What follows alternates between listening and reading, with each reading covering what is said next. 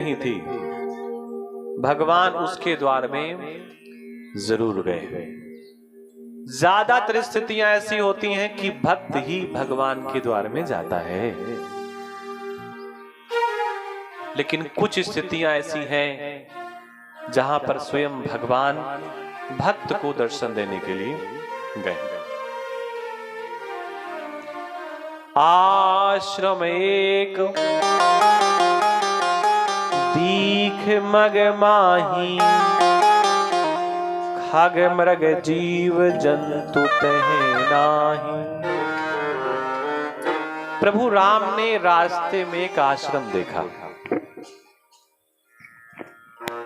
गांव में भी कई ऐसे घर होते हैं, बड़े बड़े सुंदर सुंदर घर बने होते हैं, और उसमें दरवाजे में एक छोटा सा ताला लटकता रहता है। वो ताला ये बताता है, वो घर की शान शौकत बताती है कि पहले तो यहां लोग बहुत रहते थे, लेकिन अब जब उनके पंख हो गए तो उड़ करके वो चले गए। रास्ते में प्रभु राम ने एक ऐसा आश्रम देखा जो लग रहा था कि बड़ा दिव्य है, बड़ा अलौकिक है, यहां कोई बहुत बड़ा महात्मा रहता था। अच्छा, वहां पर किसी के रोने की भी आवाज आ रही थी। ऐसा लग रहा था कोई सिसकियां भर रहा है, कोई रो रहा है, कोई आंसू बहा रहा है, कोई रुदन कर रहा है। चींटी के पग नूपुर बाजे, ऊपर वाला सुनता है। आप ये ना सोचें कि हम अपने मन में कोई बात कह रहे हैं, परमात्मा सुन नहीं रहा, वो सब सुनता है। किसी और को वो आहट सुनाई नहीं दी, प्रभु राम को आहट सुनाई दी। और प्रभु राम ने अपने गुरुदेव से पूछा, विश्वामित्र जी से, कि स्वामी गुरुदेव, ऐसा लग रहा है कि इस आश्रम में कोई एक स्त्री रो रही है।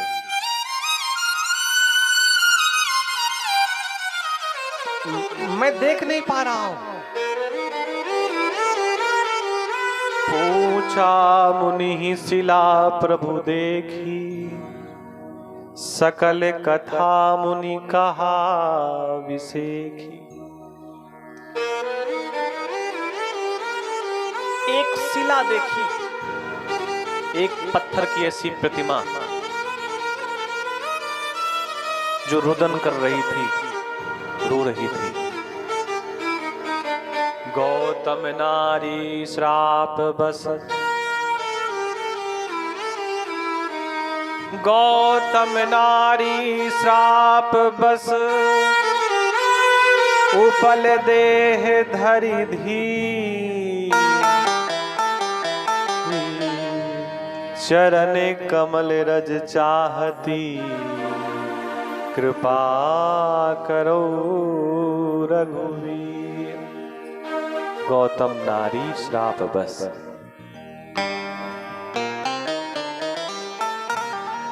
विश्वामित्र जी कथा सुनाने लगे कि ये तो भैया गौतम ऋषि का बहुत एक दिव्य आश्रम था, और इसी आश्रम में गौतम ऋषि की बड़ी पवित्र पतिव्रता स्त्री अहिल्या रहती थी। देवराज इंद्र ने चंद्रमा का सहारा लेकर के अहिल्या के साथ छल किया। रात्रि का समय था, मुर्गे की आवाज आई मध्य रात्रि में,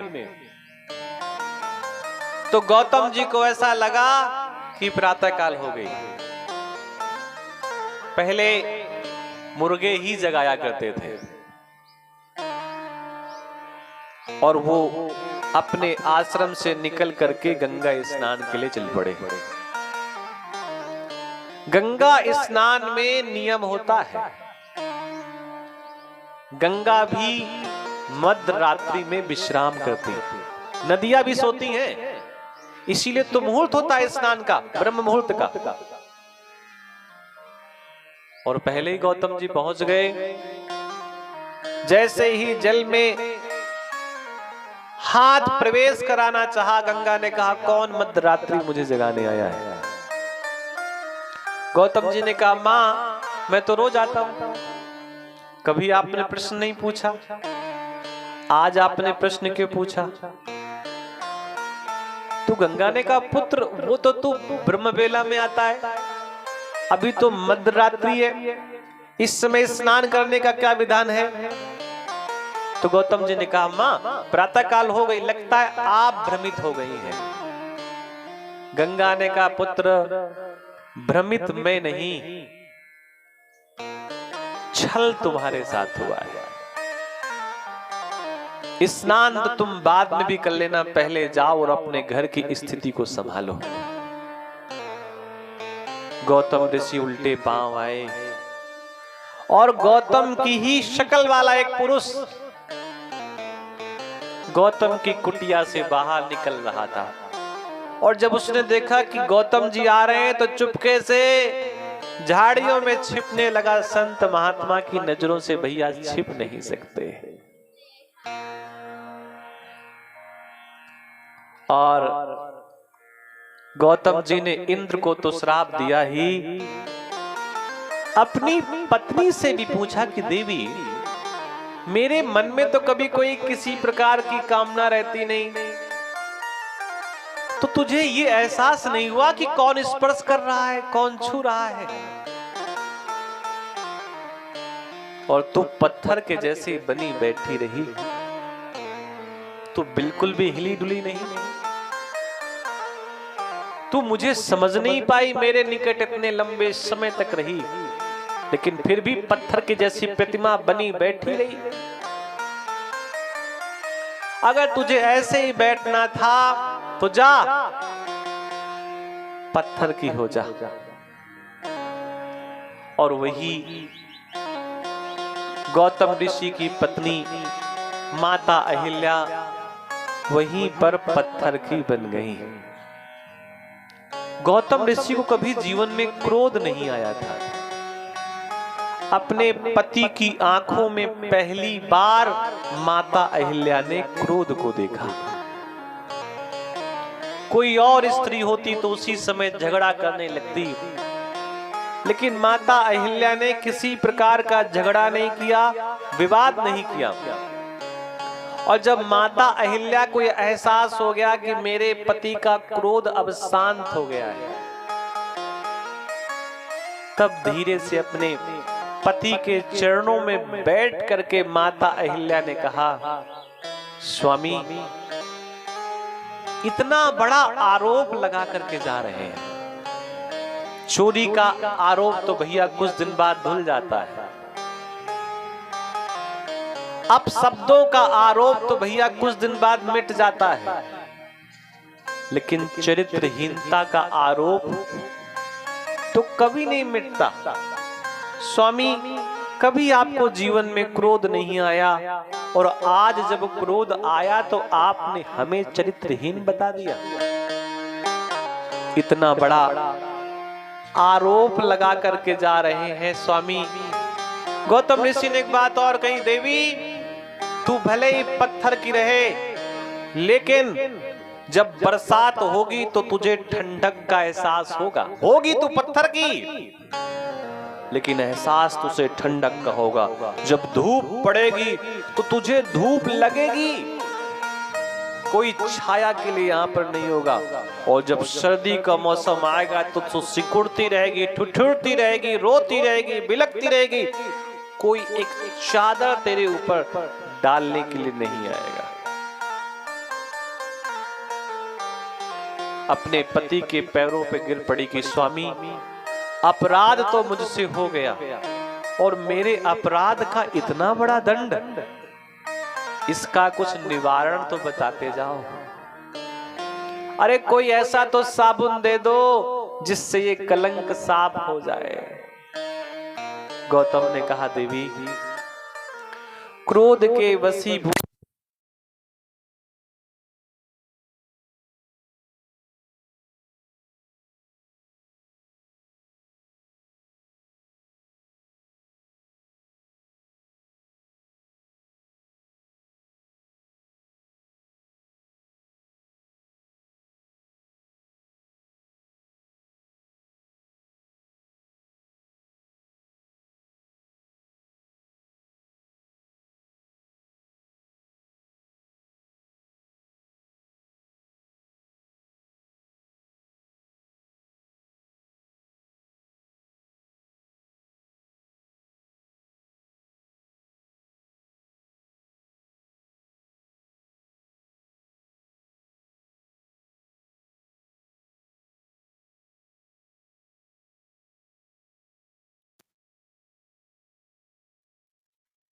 इतना बड़ा आरोप लगा करके जा रहे हैं, कोई निवारण का तो भी उपाय बता के जाइए।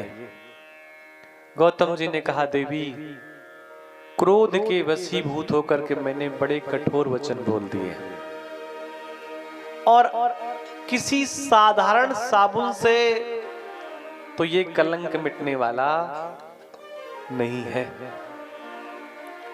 अब तो तुम्हें इंतजार करना पड़ेगा त्रेता तक का, और जब त्रेता काल में प्रभु राम आएंगे तब उन्हीं के चरणों की धूल से, चरणों की रज से तुम्हारा ये दाग समाप्त होगा। गौतम नारी श्राप बस उपल देह धरि धीर, चरण कमल रज चाहती, कृपा करो रघुवीर। विश्वामित्र जी ने कहा, प्रभु राम ये आपके चरणों की धूल चाहती है। राम जी ने कहा, गुरुदेव ये ऋषि पत्नी है, ब्राह्मण पत्नी है, और हम क्षत्रिय कुल के राजकुमार, हम कैसे पैरों से ब्राह्मण कुल की स्त्री को स्पर्श करें? ये तो प्रणाम करने के योग्य है, इन्हें तो हमें मस्तक झुका कर प्रणाम करना चाहिए। विश्वामित्र ने कई प्रकार से प्रभु राम को समझाया। प्रभु राम तो वैसे ही सर्वज्ञ हैं। प्रभु ने जैसे ही अपना पैर उठाया, हवा से के माध्यम से, हवा के झोंके से एक पैरों का एक छोटा सा धूल का कण जैसे ही पत्थर की शिला पर पड़ा, वहां से दिव्य एक प्रतिमा निकली, और वो प्रतिमा प्रभु के सामने हाथ जोड़ करके खड़ी हो गई, और आज वो अपने पति की प्रशंसा करने लगी। मुनि श्राप जो दीन्हा, अति भल कीन्हा, परम अनुग्रह में जाना।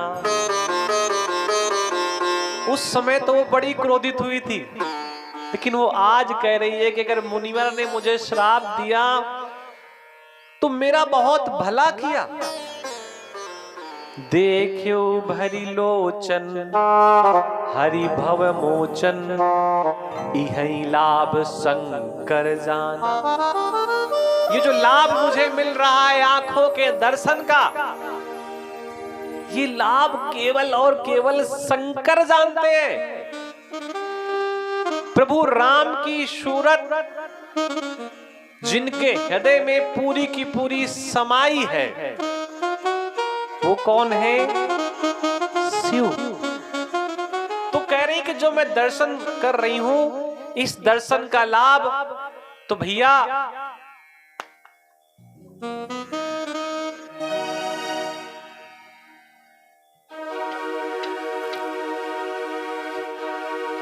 श्री राम।